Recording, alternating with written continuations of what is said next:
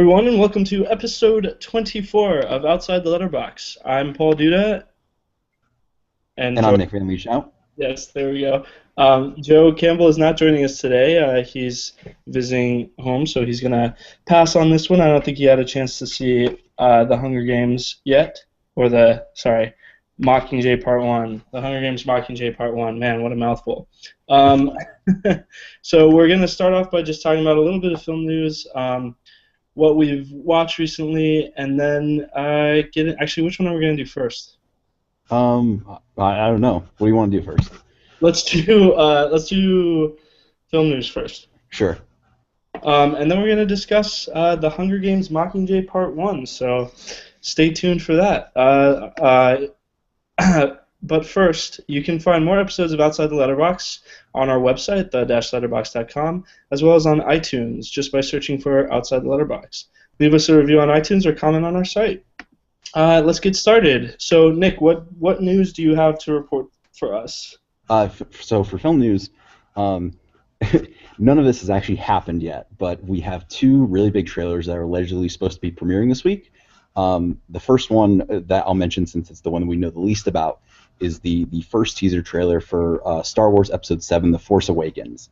It's been kind of rumored for the past month that it would premiere somewhere in the November-December range. We kind of knew before the end of the new year. There were reports that John Williams was scoring new music to go over the limited footage that they would be showing us. There have been a lot of reports of what the trailer could show. None of it's confirmed yet. We don't even know if it's absolutely confirmed that we'll be seeing something this week. But if we do, I'm going to be super excited for it. I'm not expecting much, but I think it'll be very exciting to kind of get a glimpse of what we've been hearing about for the past couple months. Yeah, so we're talking about Jurassic Park, right? No, that was no, Episode 7. Okay, Episode 7. I'm sorry, I got confused. Episode 7. Yeah, I'm there. You've seen the stuff going around on Facebook, I assume. Everybody rickrolling each other. Yeah. Yep. With the leaked Star Wars Episode 7 trailer, and I don't know how much I believe that rumor, but I guess I'm pretty excited to see those that concept art that got leaked. That's in quotation marks. A few months ago. Was that a few months ago? Or was that like a year ago? It was like a month or two ago, I think. Okay. That I feel like that seemed to give away a lot by accident. But we'll see, I guess, with the rumors of this trailer coming out. Yeah, I'm not expecting a whole lot because obviously they just wrapped a couple weeks ago. I think if we're basing it off other Star Wars trailers that came before, my favorite one was the first trailer they put out for I think it was Attack of the Clones, and it was called in quotations the breathing trailer, and it was basically just audio of Darth Vader breathing, and it would just like give you flashes of the different characters and kind of the different planets and stuff. So it didn't spoil anything or like give you any big hints of what the story was going to be, but it kind of showed you like, oh, this is the world we're going to be in, and these are the characters. And so I think if that's what we get, it'll be exciting. All right, sweet. Did you want to talk about the other trailer? Oh yes. So today we also got our first look at the Jurassic World trailer that is going to be premiering, I think, on Thanksgiving Day during one of the football games. I'm not sure which one. I think it's going to be on NBC. Yeah. That's a Universal company. Again, don't know a lot about it. It shows, we only got probably about 15 seconds worth of footage out of that trailer. But I was pleasantly surprised and happy that even in this small sneak peek, they were okay with showing us the dinosaurs, because I was kind of worried that in this kind of age of where we're always trying to hide stuff, that they would try to hide the dinosaurs in this first trailer, kind of like how they hid all the dinosaurs in the original marketing for Jurassic Park, even though we already know what dinosaurs look like. I mean, I'm not expecting them to show off any big reveal of like, oh, this is what the new dinosaur is or whatever, but it's nice that, they're at least not trying to hide everything and keep it a big secret. Yeah, I was really stoked for the new trailer. Some things in it looked really cool, and this might just be a result of it being an early trailer. The movie doesn't come out till is it May? I think June. Okay, and the the one thing that bugged me about it was all the visual effects looked super fake. They looked like that, and that again, that might just be an early trailer thing, but I'm a little concerned in that regard. But everything else looks sweet. Like even those like the kids in that like ride thing that's going next to the dinosaur or whatever. I was like, oh, cool, that's pretty nifty looking. But yeah, I am a little concerned about the visual effects because I think one of the things that makes even I think even the Lost World such a great experience, even if it's not as good as the original one, is how how well the visual effects stand up. I saw the 3D Jurassic Park re-release a year or so ago, 2 years ago now, maybe, um, and that was awesome. Like it was incredible to see that on the big screen, even though the movie's 20 plus years old now. So I don't know. That's the one. That's my one concern. Everything else looks sick about it, though. Yeah, that seems to be a minor complaint that people are talking about. And again, yeah, most, if you look at a lot of trailers and you take the first trailer and compare it to the final movie, the shots can look completely different because the visual effects have been, completed or spruced up or whatever. So I'm not going to pass judgment on that yet, especially because, and I'm hoping that, like the other Jurassic Park movies, there's still a huge level of practical dinosaur, what do they call it? I guess the giant robotic animatronic dinosaurs that they build. Right. Yeah. So I mean, otherwise, I'm super stoked. Like I'm more excited for this movie than I am any like superhero movie or anything like that for next year. So yeah, I'm really looking forward to it. Yeah, I guess I am looking forward to it more than like Avengers 2. So Yeah, I'm really excited, just because it'll be interesting to see. It seems like this movie is kind of building on the promise of the first one, where it's like, oh, we're going to actually have, a working Jurassic Park, and so it'll be interesting to see what goes wrong to turn this into, your typical Jurassic Park movie. Like, will it be in line? Will it be something that we've kind of seen before, or like how are they going to make it different? Is kind of what I'm excited for. yeah, like it's interesting if it is that big of a park and there's a ton of people there, like how do you concentrate it on a certain group of people and how do you bring those people together, to try and escape or stop or, whatever their goal is to do that the other movies have done. Yeah. Or at least, obviously you don't want it to do the exact same thing, but you want it to feel like a Jurassic Park movie. You don't want it to suddenly feel like a Godzilla movie. Yeah, and I mean, we kind of have a little taste of that from the end of the Lost World when the T-Rex arrives in San Diego, and I mean that's one of my favorite sequences in the entire franchise. But I can see where it's easy to kind of get into too much of that, and you lose focus of the core characters or whatever. Yeah. Sweet. Yeah. So anyway, I think that's all we want to say about that, right? Yeah. Yeah. So I'm gonna introduce this as next. It's not really news as much as an observation that me and Nick have made recently.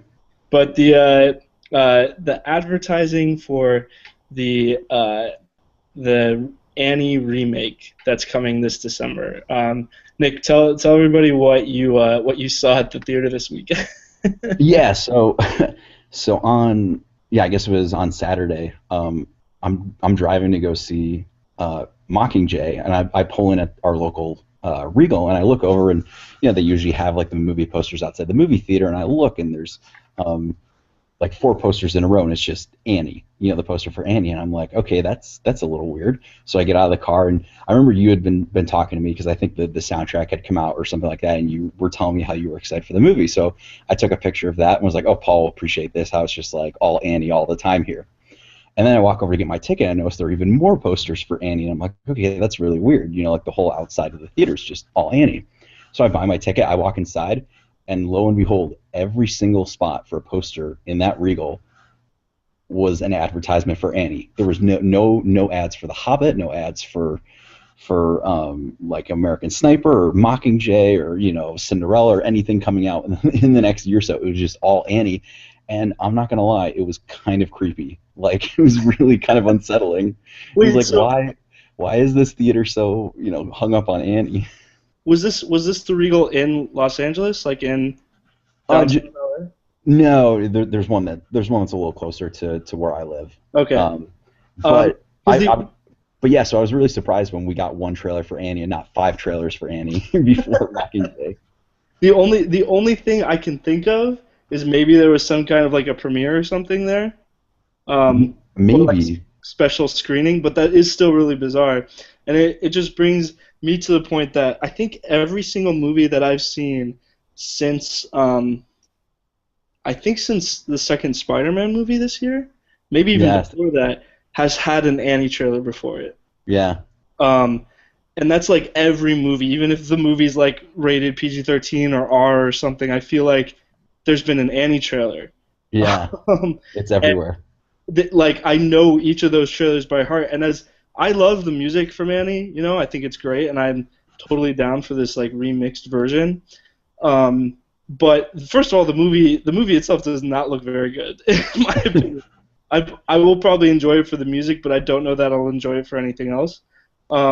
But it's also just like really starting to grate on me with the amount of advertising they have, and Yeah, that sending me those posters and everything. I was like, holy crap! Like this movie is just getting out of control with its advertising. I was at my fiance's house this weekend, and I saw maybe I don't have TV at home, but maybe like four, five, six spots for the movie while we were home, and it was just out of control. And I don't know, like I'm just getting sick of it. And I feel like I've seen all of the movie, and you can also listen to the soundtrack on Spotify now, and I'm almost like I don't know if I need to see the movie. Like I've seen enough of the trailers, and I've listened to the music now. Like that's all I need, you know. yeah. So I think there's a point where I think studios can have too much advertising for sure, where you start to annoy people. And maybe I'm wrong. This movie might kick ass at the box office, but I don't know.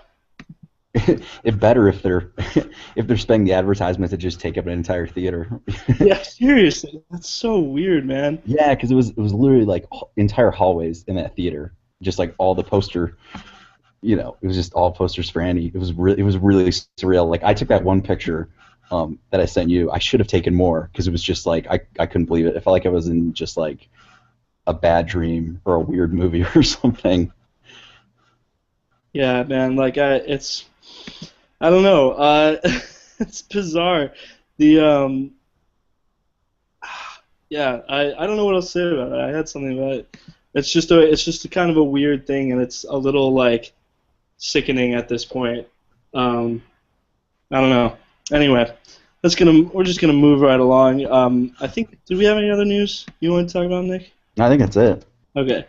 So next we're gonna move into what we've watched recently. So Nick, you have some exciting news for everybody. I do. So I've mentioned it a couple times in the podcast that I've been doing this year. I've been doing the 365 movie challenge, and basically the whole idea is to watch 365 movies over the course of a year.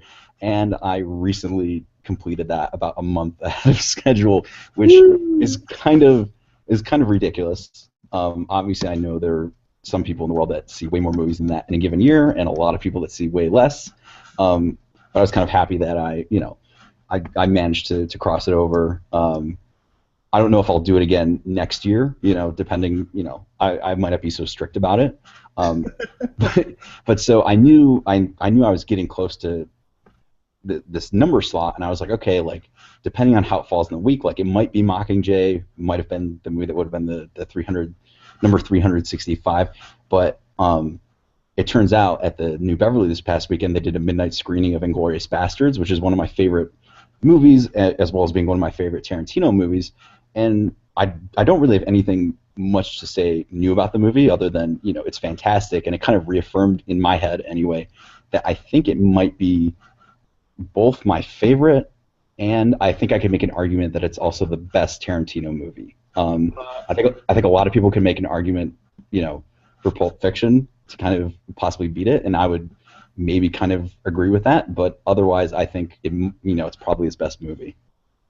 I don't think I disagree with that argument. I think that movie is considerably better than Pulp Fiction, but that's probably a lot of like subjective reasons for that. But I really really like Inglourious Basterds. Just that, honestly, I think that first scene of Inglourious Basterds is better than anything else that Quentin Tarantino's done. Um, but again, that's a lot of like subjective.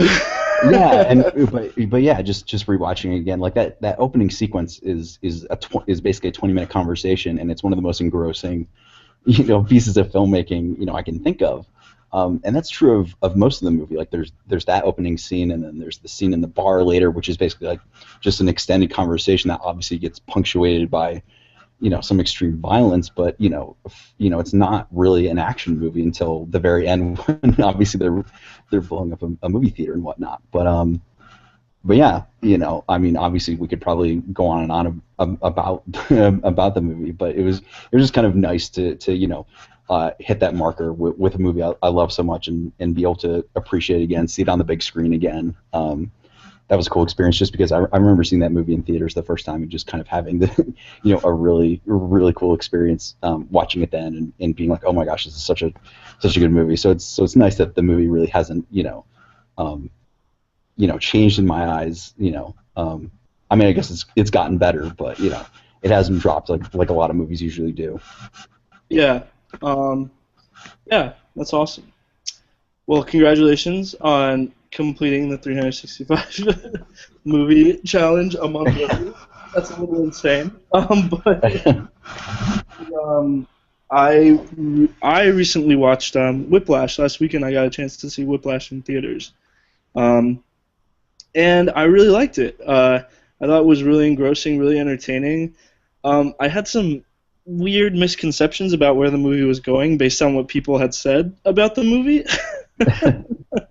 I thought it was going to turn into some kind of crazy thriller with a lot of people dying or something, which didn't happen. Spoiler alert.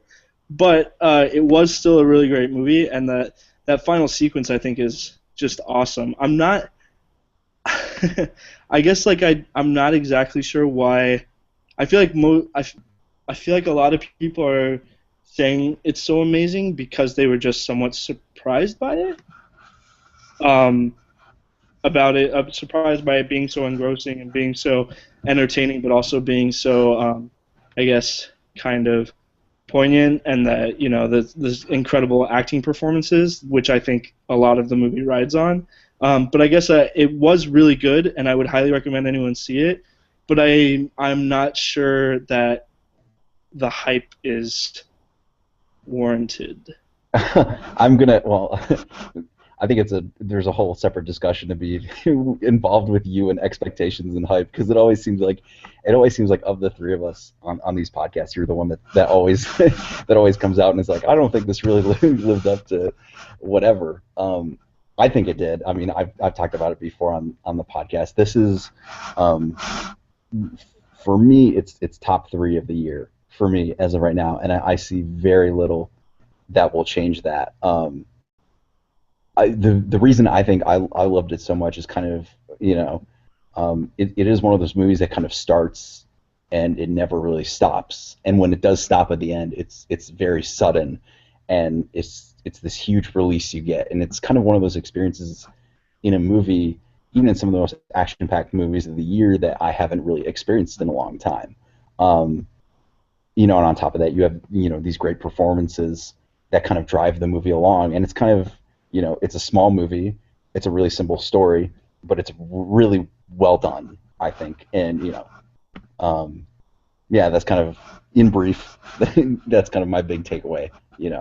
Yeah, I don't have anything to disagree with you on it, and I might be one of my favorite movies of the year too, because it was really that good. But there's like,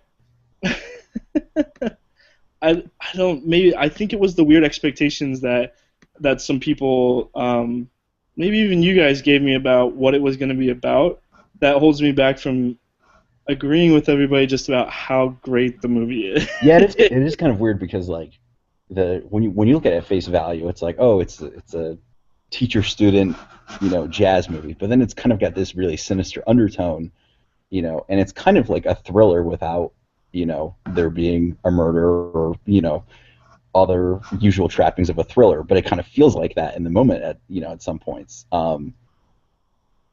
So yeah, it's kind of a movie that I don't want to say defies genre expectations or genre clarification, but in a way it kind of does because I haven't heard someone who's been able to like accurately describe the movie in one term or something like that without someone else either disagreeing or being like, oh, I thought it was more like this or whatever. So it's definitely a movie you kind of have to experience for yourself and kind of I actually feel like it's a movie that um, to kind of go with you in the whole expectations thing. It's almost a movie that I think if you're going to recommend it to someone, almost don't tell them about it. Just be like, oh, it's just a really good movie. You should check out. Yeah, yeah, Like tell them enough to convince them to see it. Especially now, like if you live somewhere where they're actually showing it, like try to tell them as little as possible, but like enough to get them to go to see the movie. yeah. Tell them And like that because that like if you tell them the acting's incredible and it's a really engrossing story, I think that's enough. Like yeah. you don't have to try and tell them like, oh, it's like a thriller, or there's more blood than you might expect. That's the one that threw us off the most, I think. Which is funny because like I get how that could throw you off, but at the same time I have to I do have to agree with that, but mostly because I had no idea that jazz drummers bled so much. But Yeah, but the thing is that like there's only so much blood because it's close-ups of blood. Like it's not like somebody is bleeding out on a floor, you know? well, there is a moment where I mean without spoiling it, there is an accident in the movie that is not I mean it's not the bloodiest thing I've Right. seen this year, but it is But what someone says I don't know. Someone says there's more blood than you would expect, and I'm expecting somebody to get stabbed in the back and there to be gushing. now that So would be a twist. Miles Teller stabs J.K. Simmons in the eye with a drumstick, and just dude, blood comes spurting out. it felt People like don't it stop. could have happened at any point in that movie. So um, anyway, I definitely say check it out. It's a great movie. I really enjoyed it. I don't know why I feel like it. I don't know why I still feel like the hype might be a little extreme for it. This isn't the Guardians of the Galaxy situation though, where everyone's saying it's the best movie ever made, and I just have to disagree with them. I do think this is one of the best movies of the year, probably. So definitely check it out. And I think it's getting Oscar buzz already. Like it's on people's top 10 list for Best Picture, so it's worth checking out if nothing else. So yeah. Anything else, Nick? I think that's it. Okay, well that's going to move us into our discussion for the box office hit of the year so far. Um, The Hunger Games Mockingjay Part 1, which just this weekend, I think it's had the biggest opening of the year Yep. so far, which is a pretty big deal. It beat out Guardians of the Galaxy, Captain America 2. Although it has been a weak year, I guess that was like 15 million short from what Catching Fire did last year. So it didn't do as great as other Hunger Games movies, but it did pretty well for a sort of dry year. Yeah, Um, if you're complaining that $150 million opening isn't enough, like that's a kind of a it's kind of a weird thing to be talking about. It's like, oh, like it's the highest grossing movie. It'll be the highest grossing movie of the year probably, but it's $150 million opening. It just isn't good enough. It's kind of a yeah, funny argument to have. you got to give it props because it's a movie that probably cost a fraction of what Transformers: Age of Extinction cost, and it beat that out pretty easily in its first Yeah. weekend. So yeah, Nick, what do you think of the Hunger Games series as a whole, and what did you think of this movie? I really like the Hunger Games movies. I think the first one obviously has its problems, but kind of like the first couple Harry Potter movies, what it gets right is kind of the stuff that really matters in the franchise, and a huge part of that is the casting and those characters.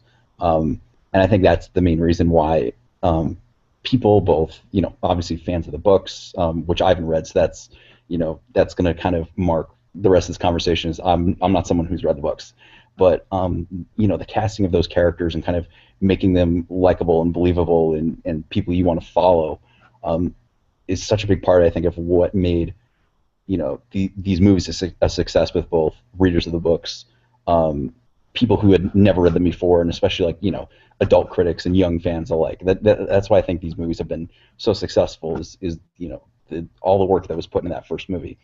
But Catching Fire, I think, is just an infinitely better movie. there's a lot of initial complaints kind of that, oh, Catching Fire kind of repeats the first movie because we go back to the games and whatever. And on paper, like, I understand that complaint, but kind of I don't want to say it gives the film a chance to remake the first one, but it kind of takes what the first one did so well and does it even better. And obviously adding new characters and, you know, furthering the plot and stuff along. Catching Fire, I actually think, if I were to look back at like all the movies from 2013, would have had a very good chance of making it on my top 10 of the year, or at least like, you know, my one or two, you know, top blockbusters of 2013. Which leads us to Mockingjay Part One, which it's that Part One that's the big thing that we'll have to be talking about, because when I came out of the movie, like, I liked what I'd seen, but at the same time I was kind of like, it didn't feel like a whole movie to me. You know, there are a couple other minor problems I have with the movie, but that was kind of the biggest one, and it kind of feels unfair to critique it because it's almost like, you know, it almost feels like I walked into another movie, watched the first hour or so, and then just kind of had to leave at some point. Like, I wouldn't feel right to review the whole thing. So this is kind of going to be an interesting conversation that we have, I think, talking about this movie, because to me anyway, it just feels weird and kind of wrong to almost be critiquing it. Yeah. So, well, that doesn't really. Did you like it or did you not like it? I I that's kind of the hard question. I'm going, you know, I'm kind of, I guess I'm probably like split down the middle on it, but it's one of those things where I think in a year, if we were to play both movies together, and obviously this depends on how the second half works, but if the second half works, then I like the first half. But kind of as a movie on its own, I don't really think it works as a complete experience. It felt more like I was watching an episode of television when I came out of it than watching a whole movie that furthered the story. Like, it felt like there were certain things that got developed and whatever, but on a whole, it felt like a movie that, you know, they could have taken a half hour to an hour out, you know, or, you know, hurried things up and attached the second half to it if they wanted to make an actual releasable, you know, 3 hour big movie instead of just splitting in half. You know, we always talk about, you know, I think we talked about this last week with the Avengers and the Infinity War, and, you know, how everyone's splitting these things into multiple parts, and, you know, like The Hobbit's done that, Harry Potter's done that, Twilight's done that, and I think with each of these things, it's all in the execution of it, because in theory, splitting something into parts, you know, serialized storytelling, you know, it's worked in the past, it'll work in the future. It just kind of depends on how things are made for it, and this is a case where, again, it feels weird to critique it because, you know, obviously we'll see the second half and see if that works on its own. But as of now, this one didn't really work for me as a complete movie. So that's kind of my basic review all summed up. Yeah. Well, that's I'd somewhat agree. I'm someone who did read the books. In fact, we had to take a class at school where we had to pitch I at least had to pitch a film series, like a franchise, and I wanted to pitch The Hunger Games because I just, you know, I had read the books and I thought it was such a great series, but our teacher would not let me because the rights had just been sold. Oh, I remember that. Yeah.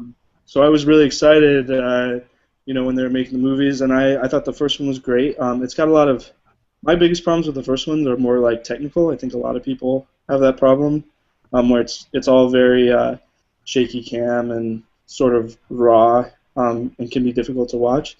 But I think the second movie is like, as far as a middle chapter and as far as like a good blockbuster in a franchise goes, I think it may be one of the best in terms of introducing new characters and giving you a full plot, but also like furthering the overarching plot. There's something very complete and very emotionally compelling about Catching Fire that I don't think I've seen in a blockbuster film like that in a long time, which was really great to see. You know, this one again, it's a part one. You know, I know what happens. So I was sort of guessing. At where the movie would end, and it sort of took me by surprise where they ended it. Did it end before or after you thought it would? It ended before. Um, Okay, if you that's pretty telling, I think. Yeah, it is, and I think if you go on the Wikipedia page and read the synopsis, which if you don't want it to be spoiled, I don't recommend you doing, but everything that happens in this movie, I think, is explained in the first paragraph of like 4 paragraphs about the plot. Really? Yeah.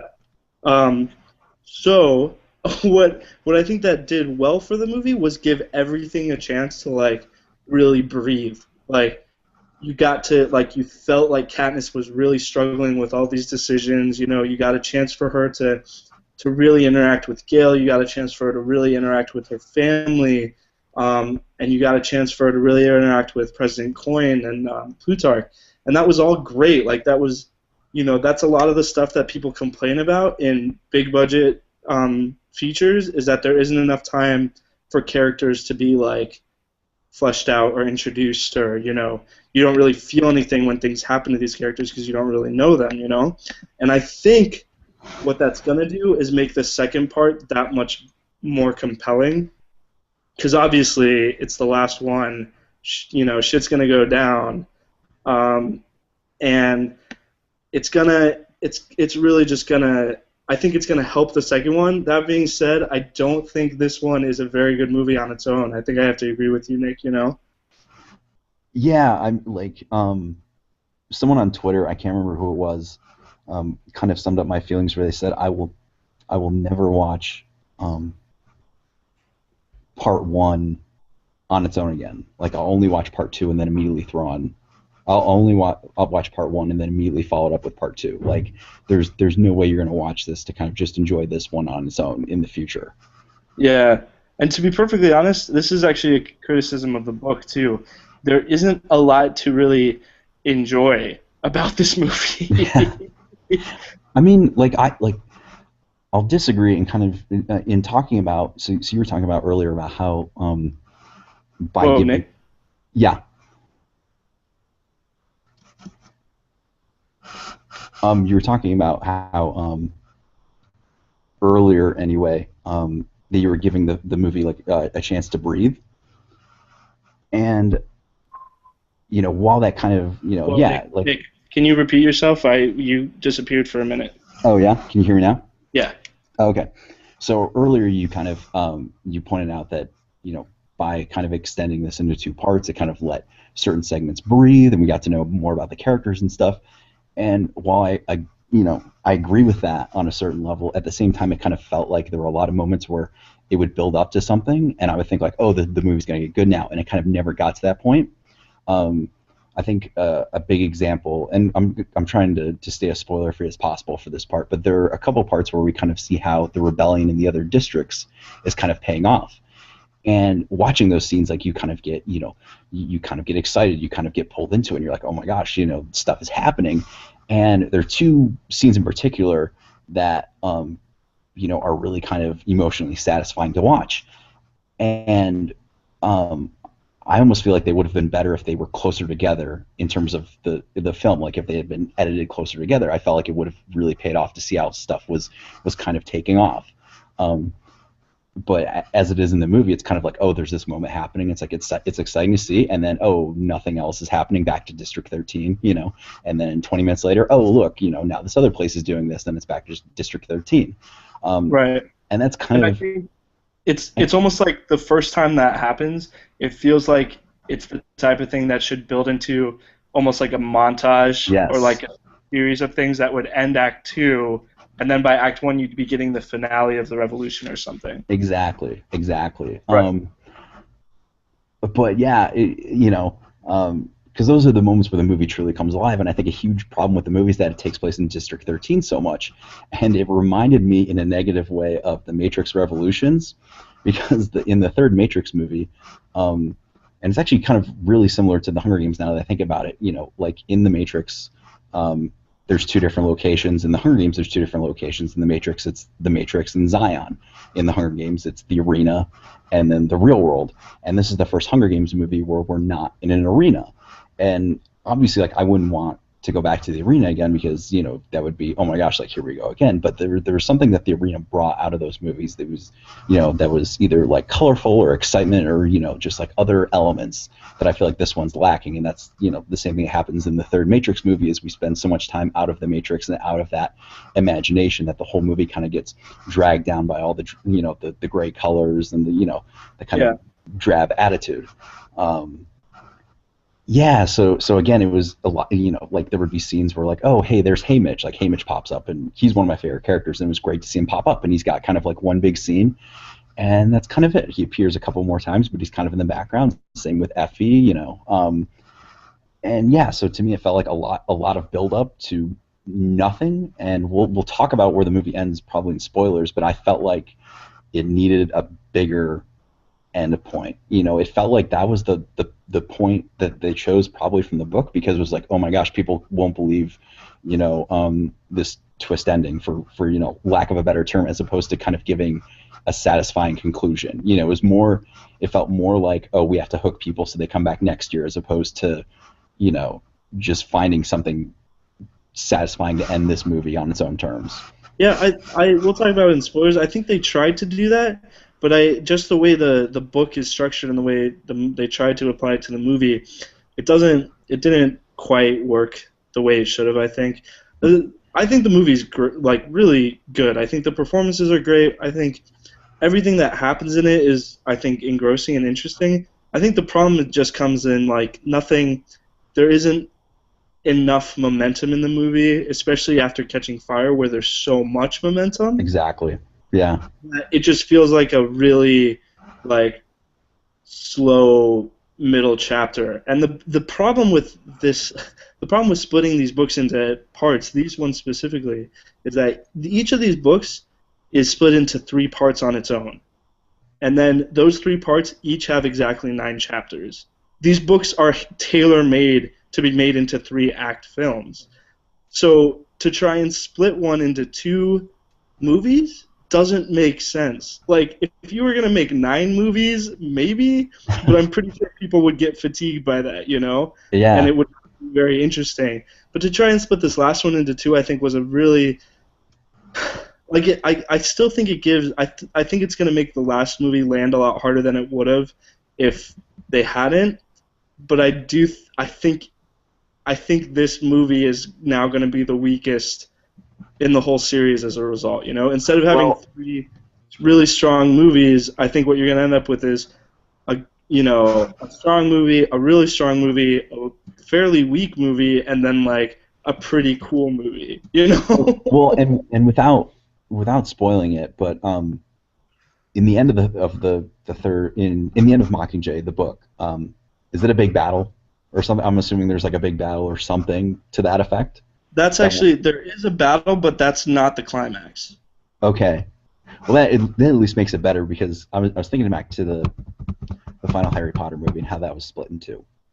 And it's been a while since I've watched both those movies, so this might not be the most accurate comparison, but I remember again, it was a similar problem where like the first half felt like it was all the character stuff and all the building stuff, and the second half, even though obviously they concluded everything, felt like it was more focused on just like, oh, this is the movie with the big battle, Right. And so even though like if you put them both together, they would have been satisfying, but on their own, the one movie was just character stuff, and the other half was just a battle, and Right. that's kind of what I'm worried about this one. And obviously, like I said, I don't know where it's going, so I could be wrong about that.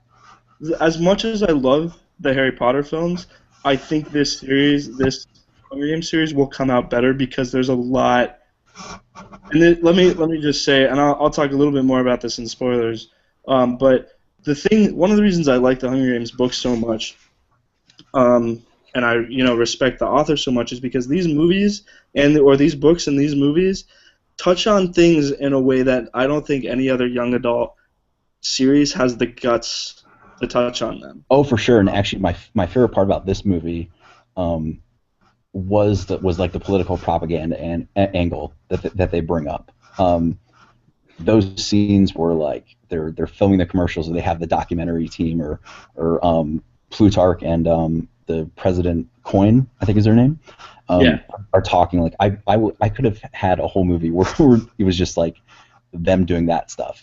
Right, Um, and that's so they touch on this propaganda thing. At the same time, they're touching on post-traumatic stress syndrome with mhm, Katniss, and what you'll find is they're going to touch on a lot of other. I mean, they're already touching on like ethic war tactics, and and they touch on stuff like that even more, and it's one of the reasons people hate the third book is because in Harry Potter or in Twilight or in Artemis Fowl or something, by the last book or by the last chapter, everything's getting tied up in sort of a nice bow, and it's getting shipped out to audiences. And I'm a huge fan of Harry Potter, but it has that problem where by mhm. the end it's like, yeah, people died, but like everybody who's really important is okay, you know?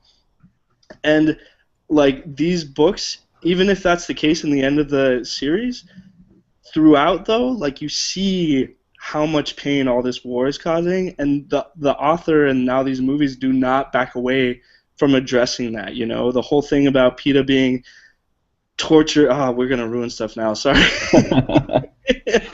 But anyway, it's they're really great series, and they tackle these things head on, and I don't think it's fair to write off this series as just another young adult series because I think there's a lot in them for adults too. Oh, for sure. I would, if you haven't watched any of them, or if you weren't planning on checking this one out, you could probably wait till the second part comes out and just watch this one before. That's what I was gonna say. I was gonna say like, like I won't give this one a negative review, but if you're not a diehard fan, like these movies come out a year apart, which is faster than most movie sequels do. So if you're Right. not the biggest diehard fan and you can wait, I would almost say to wait on this one and then rent it right before you see the next one and then see the the last part in theaters. Yeah, and well, the last part is coming out next summer, I believe. I think it's still November. If it was next summer, I would be really happy. But I think it's November again. Is it really? Because I thought they filmed them at the same time. I thought so that they could release the set last one in huh. um I'm gonna check on that real quick. But I again I wouldn't give it a negative review. But if there's one of them, that if you're not a huge fan, like Nick said, and there's one, oh, you're right, it is November. And you're gonna skip one, I'd say it'd probably be this one and just rent it. Yeah. Um, Um, but I think definitely see it before you see the last one. for sure. And before we get into spoilers, I just want to say that obviously there are a lot of great performances in this one, but the one, and maybe it's because of recent events, but I really enjoyed Philip Seymour Hoffman's performance. I've always kind of enjoyed uh, him on screen, and in this type of movie too, because I think it's not the type of movie you normally expect him to appear in, and I think it's the one thing that this series is really good is getting really good adult actors to appear in these movies, and I think he does a really good job. And like I said before, like he's heavily involved in kind of the political and propaganda angle that this movie takes, and so I really enjoyed his character's role, especially because of the revelation at the end of Catching Fire, where in Catching Fire you kind of were led to believe he was just another one of the capital characters, and kind of at the end of that was like, oh no, he's actually one of the good guys. And so it's kind of nice to see how much his character has changed from our perception of him in the second one. And yeah, nice on the filmmakers to dedicate the movie to him. Yeah. Yeah. I just have one more question before you get into spoilers. What do you think of the song? Which song? The song that Jennifer Lawrence has to sing and is in the movie. Oh, I think it's fine. Like I saw a lot of reviews of her where she was like embarrassed by her singing voice, and I think she's actually got a pretty good voice. I mean, like obviously the song that she sings it's not like, oh, cleaned up, we're in the recording studio, we're gonna make it perfect. It's raw, but Right. I think I thought the song was pretty good. I thought it was pretty emotionally impactful. But anyway, let's get into the spoilers. From this point forward, we'll be discussing spoilers and plot details for Hunger Games Mockingjay Part 1. So you've been warned. Yeah, spoilers. so What is Pete, I mean? so I think I want to say, and I don't know if there's any more twists with Peeta's character coming up. I feel like part of that was spoiled for me last year when the second one came out. So I knew there was something up with his character, but I still it still took me by surprise when he just snapped at Katniss. Like there are moments like that especially in like that type of movie, like the closest thing I can compare that to is in the Fellowship of the Ring when Bilbo goes psycho on Frodo with the ring, and it's like it's a brief moment, but you're like, oh my gosh, this character that is so friendly and nice just like snapped and went crazy, and that's how I felt when Peeta kind of lost it at the end of the movie. And the thing is I was expecting it, and it still scared the crap out of me. Yeah. Like Also, it was really well done, and that there's actually there's a bunch of moments in the movie that I think are really almost more impactful than they are in the book. Like when she oh man, when she's talking to the people in the hospital in the first part of the movie, I mhm. was like, man, they got me again. Like they got me with the Rue thing in the last part, and they're getting me with this hospital thing in this one. Yeah. There's some really good like emotionally solid points in the film. Well, like there's the moment where I think it's in District 12, and she walks up and you just see like all the bodies everywhere. You Yeah, know, the it's like burned bodies. That was so dark. yeah, it's like like that was actually the thing is during the previews before the movie. I can't remember what it was, probably during Annie. Let's just say it was Annie for the sake of putting more advertising on that film. But but I heard like a little kid laughing in the background, and I was like, holy shit, I can't believe there's a little kid, coming to a Hunger Games movie. And then that thought kept popping in my head like every 20 minutes during this movie, because even though like we said, like it's not a very action packed movie, but it shows you the aftermath and talks about enough stuff that's like, this is a pretty heavy movie. Yeah, for sure. And I think the movie tackles that stuff, like I said before, head on. Hmm. And I think you're honestly, Nick, I think you're going to be pleasantly surprised and sort of shocked by where the second one goes. Good. Um, because I don't think, like I said, other series will wrap things up in a tight bow. This is not those series, and that's one of the things I like so much about the Hunger Games. Yeah, I mean, this is kind of a funny thing. Like I like messy finales, but not at first. So it'll be interesting to see what my reaction is to the movie, because a lot of times, like, I think we're all kind of trained to expect endings a certain way, and that'll always happen to me with certain movies. Is like, it'll end, and then my immediate reaction will be like, that doesn't sit right with me. But I think those are kind of the best endings that kind of like don't sit well with you, or discomforting, and then kind of after a while, I kind of accept it and realize like, oh, like that was actually really good for whatever reason. So I'm looking forward to it then, if that's kind of what we can expect. Well, this is one of my favorite things. Like in almost any other series, I think what would happen is you get to this point in the series, and Katniss would get to like her the refuge basically, the good guys camp, and then the rest of the series would be about them defeating the bad guys. Hmm. But what instead is happening in this movie, and you see it already, is Katniss is like now what is almost like stuck between like these are supposed to be the good guys, but I don't know if they really are the good guys, Oh yeah, yeah, and that to me is like incredibly interesting that she's not sure like what they're doing, like whether she likes President Coin or whether she wants to do what President Coin wants her to do. And she obviously does like President Coin does not think the same way that Katniss does about giving the tributes uh, and whatever it is leniency or amnesty or whatever that she wants them to be go up with the tribunal and be punished and all this stuff. So it's just kind of I think it's fascinating just because I don't think other series would do this. yeah, In other and like she would have just become a soldier and then led everybody into battle, and that would have been awesome and really fun to watch. But that's not. It's much more complex, and I yeah, really respect the series for that. yeah. One thing that I liked, and we kind of alluded to it before, um, I think it's the first uprising scene in one of the districts, and I don't remember what district number it is, but basically, for all intents and purposes, it was the lumberjack district, Right. and I laughed during that scene, but not in like a bad way. At least I don't think it was a bad way. But it was just kind of like, oh yeah, here's some badass lumberjacks, Yeah. And yeah, that was probably like from a strictly like enjoyment perspective, that was probably my favorite bit. because just like it got me to laugh. It was a good scene. Yeah, and I think yeah, it's funny because that scene and then the other one you're talking about is where they blow up the dam, right? Mm-hmm. That Yeah. what that should have been that the dam scene and then the dam scene and the lumberjack scene should have been like the beginning of Act Two in the Yeah. movie, Mm-hmm. leading into the whole rescue mission, you know, Yeah, I and agree then with that. bringing like PETA back and having that whole thing happen all a lot faster.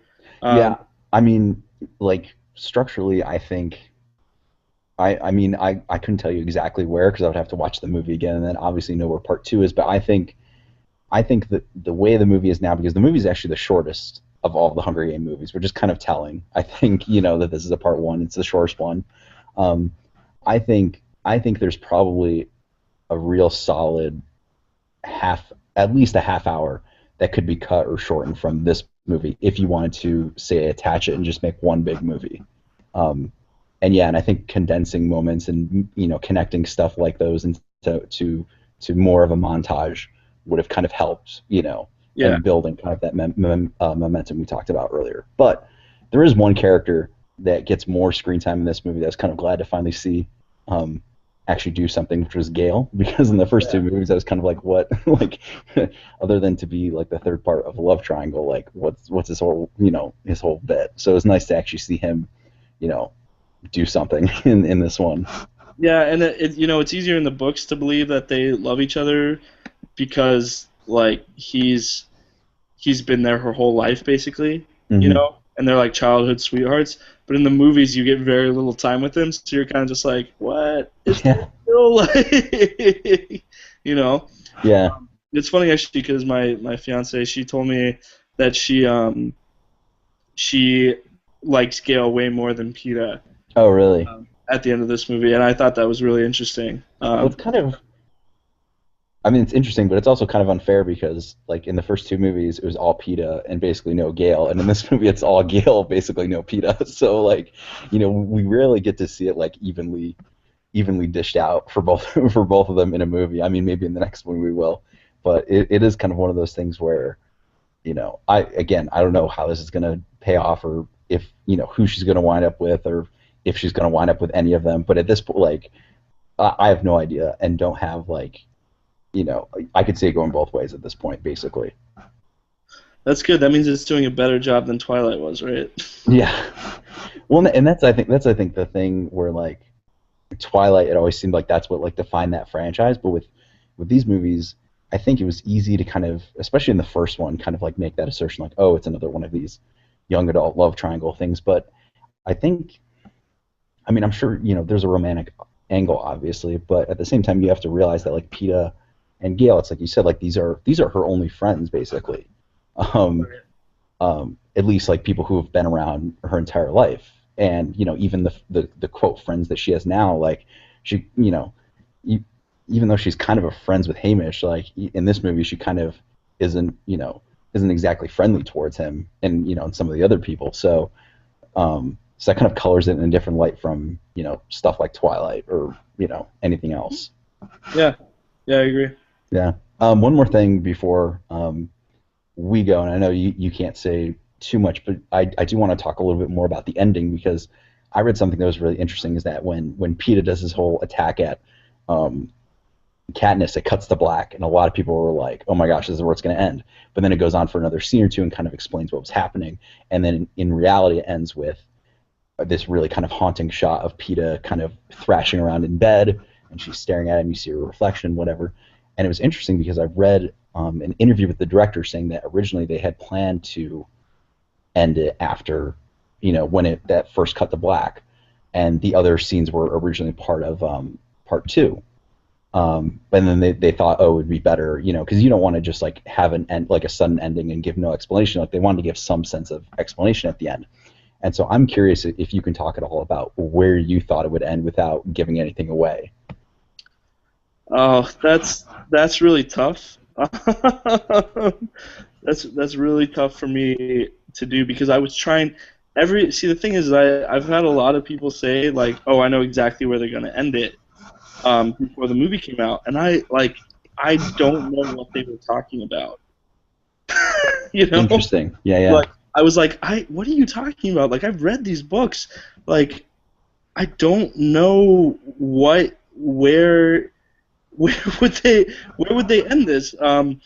And so part of my problem watching this movie was I was trying to guess where they were going to end it the whole time, and I thought there's a there's a huge moment. Um, there's a big moment, and it's like a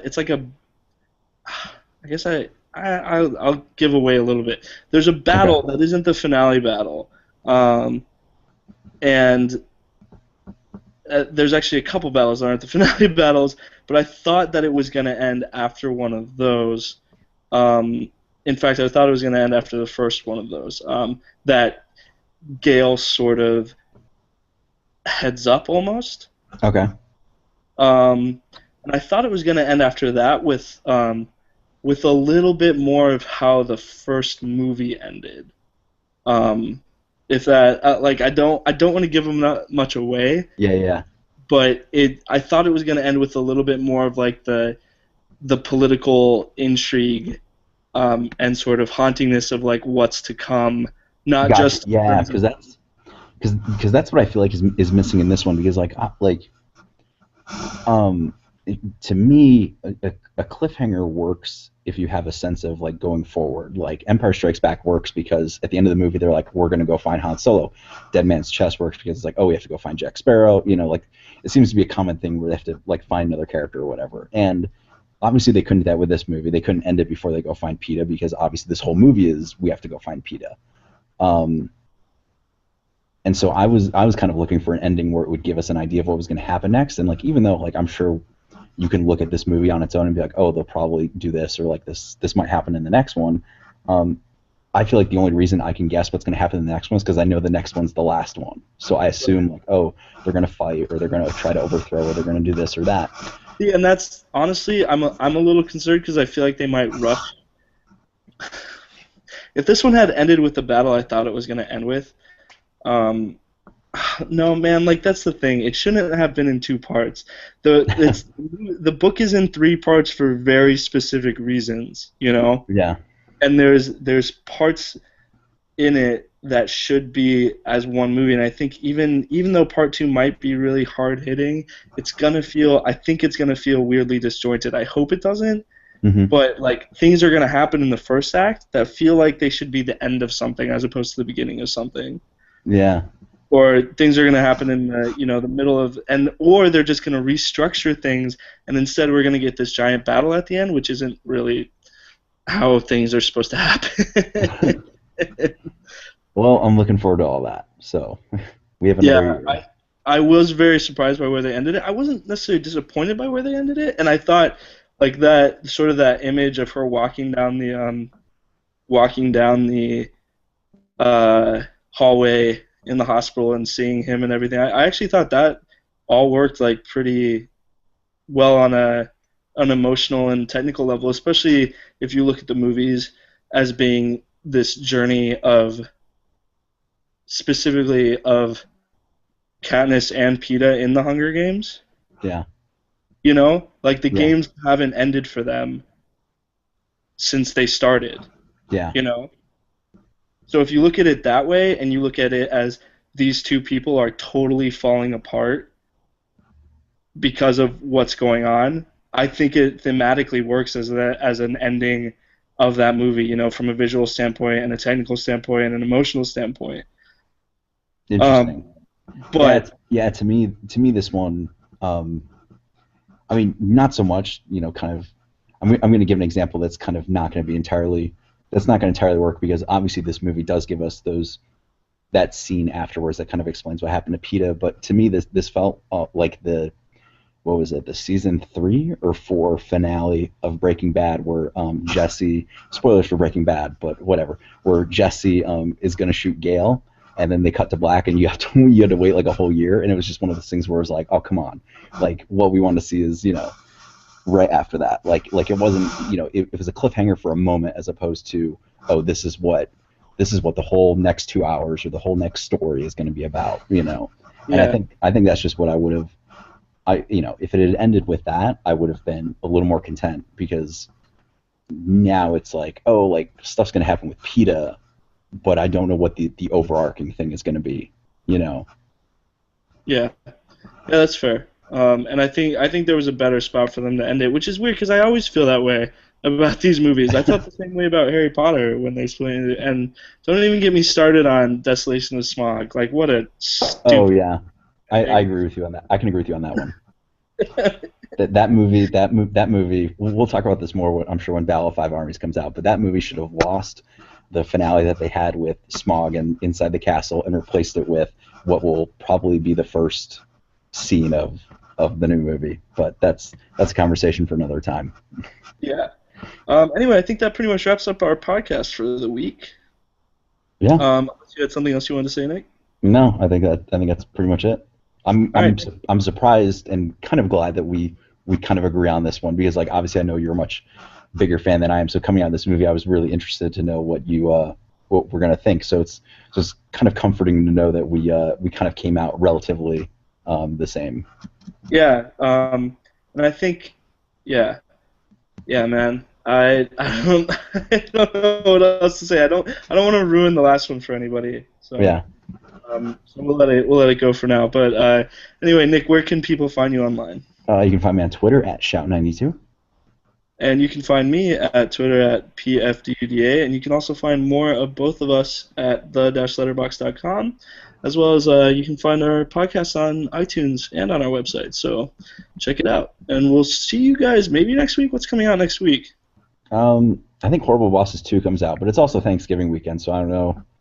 I don't know if we'll all be able to figure out a time. We'll see, but Yeah, we'll see everybody in a couple weeks. We'll figure it out. yeah. All right, until next time.